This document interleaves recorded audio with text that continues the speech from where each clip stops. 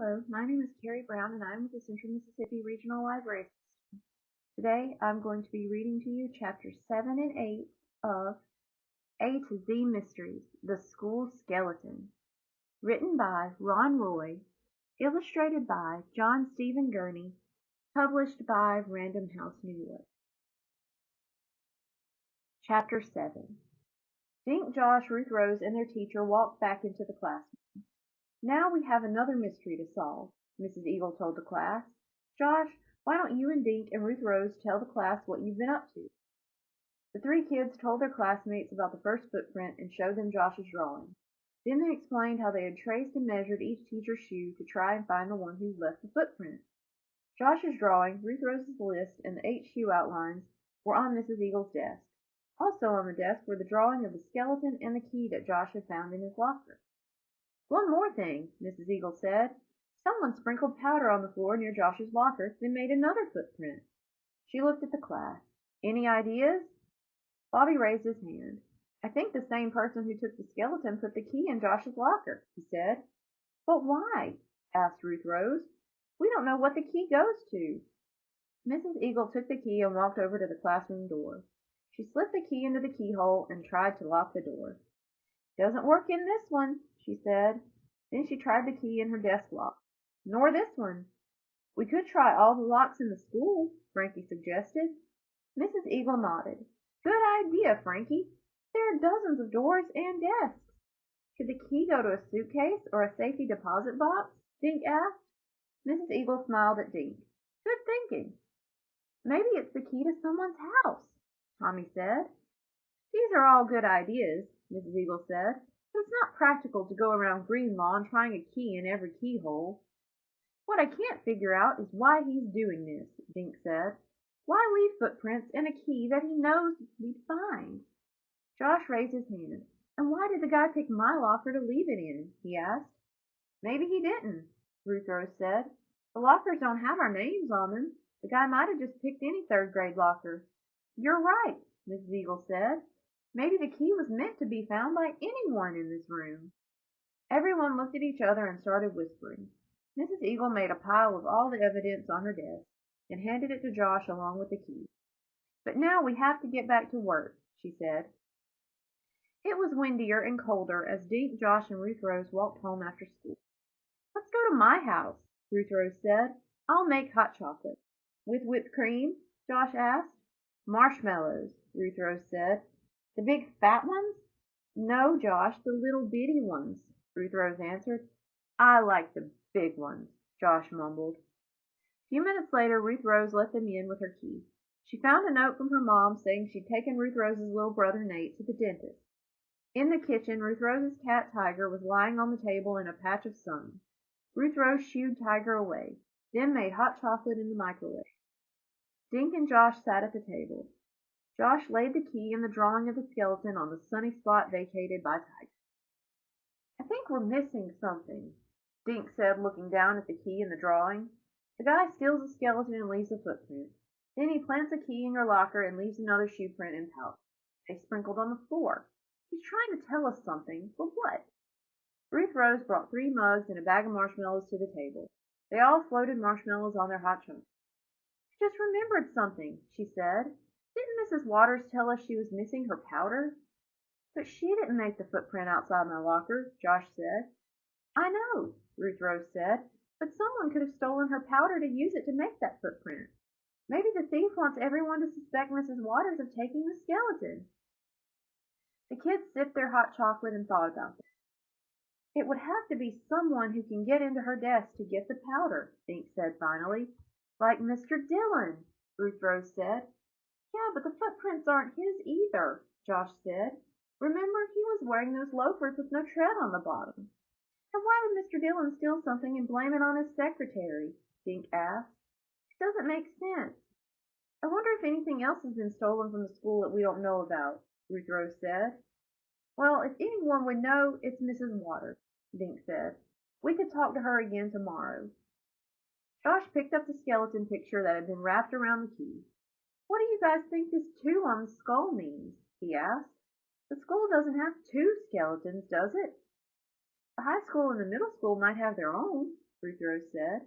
Did anyone steal their skeletons? I doubt it, or we'd have heard something, Dink said. I don't want to live in a town where some zombie goes around stealing skeletons, Josh grumbled. Anyway, this key must mean something, Dink said. He placed the key next to the skull's mouth. To us, Mr. Bones. Wait a minute, Ruth Rose cried. She moved the key up a few inches next to the big tube. What does that say? Josh dropped the marshmallow into his mug. It says key head, he said. Key face, key bones. Ruth Rose shook her head. She pointed to the key, she said. Then she pointed at the number on the skull. 2, she continued. Then she pointed to the skeleton body. Skeleton. I think it says key to skeleton. Chapter 8. I think he's trying to tell us that this key unlocks wherever Mr. Bones is hidden, Ruth Rose continued. But where? Josh asked. The key could go to a lock in California. Skeleton is probably still in the school, Dink said. How can anyone carry it out the building in broad daylight? But how could anyone hide it inside the school in broad daylight either? Ruth Rose asked. Somebody would have been bound to notice. Unless Miss Shotsky did it, Josh said. She carries Mr. Bones to classes all the time. Dink shook his head. Trust me, she was surprised when she saw the skeleton was missing. And that wasn't her footprint, Ruth Rose said. The kids stared at the drawing and the key. Why give us the key? Josh asked. He had a chocolate mustache. Does this guy want to get caught? It's almost like he wants us to find Mr. Bones, Ruth Rose said. Well, at least no other kid has found the skeleton yet, Dink said. We can still win aquarium tickets for our class. Ruth Rose picked up the key and held it close to her eyes. Strange. This key looks brand new, she said. How can you tell? Dink asked. There are no scratches on it, Ruth Rose said, and it's very shiny. She dug her house key out of her pocket. See, my key has a lot of tiny marks from where it rubs against the inside of the door lock. But Josh's key looks like it was just made. So how do we find out what it opens? Josh asked, slurping the last of his hot chocolate. We could ask Mr. Neater, Dink suggested. He has keys to everything in the building. Wait, could he have put the key in Josh's locker? Ruth Rose asked. That would mean he took the skeleton, Dink said. But his shoes are way too big, remember? Unless he faked the footprints, Josh said, like those kids who made the bear tracks. Dink wrapped the key in the skeleton drawing and handed it to Josh. Let's show him this tomorrow, he said, and don't lose it. This key is our best clue. A few snowflakes fell as Dink, Josh, and Ruth Rose hurried into the school building the next morning. Who ever heard of snow on the 1st of April? Josh muttered. He was wearing a green hat pulled down over his ears. Mr. Neater had a small office in the school basement. The kids found him there, sitting on a stool in front of a workbench. He was trying to unjam a stapler. Good morning, Mr. Neater, Dink said. The white-haired man turned and smiled. Hey, kids, what brings you down here? Playing hooky? Josh pulled the wrapped key from his pocket. He removed the drawing and showed the key to Mr. Neater. Have you ever seen a key like this? He asked. Mr. Neater held the key under the light over his workbench. He examined both sides before he shook his head. Nope, don't think so. But I can tell you it's a copy. This key was made from another, probably in some hardware store. You were right, Josh marveled. How come you're so smart, Ruth Rose? Ruth Rose just smiled.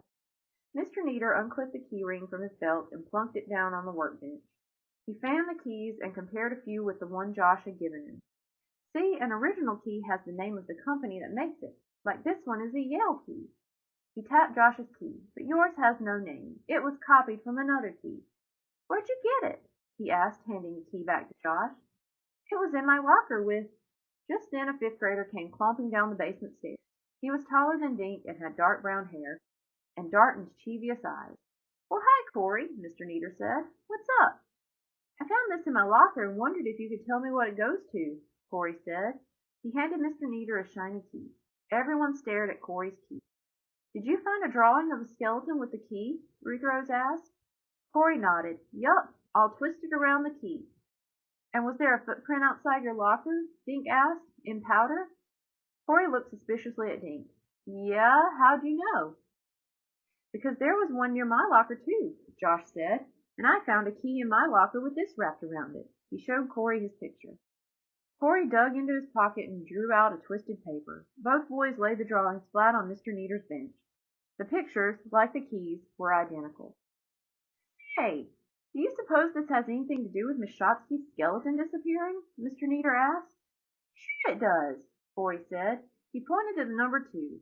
"The kids in my class figured it out easy. The key and the picture mean key to the skeleton. We're going to find the skeleton and get free tickets to the new aquarium." More footsteps clunked down the basement stairs. This time it was 2 second-grade girls. They were holding hands and looked embarrassed to see 4 older kids there. "Susan and Jane, right?" Mr. Neater said, smiling at the 2 little girls. The girls nodded. Susan nudged Jane, who opened her hand. "Miss Crumpet wants to know if you know what this key fits," she said shyly. The key was the same as the 2 that Corey and Josh had.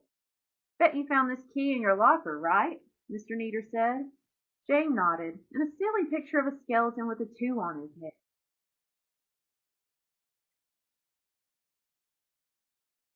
Thank you. Be sure to tune in next week for chapters 9 and 10.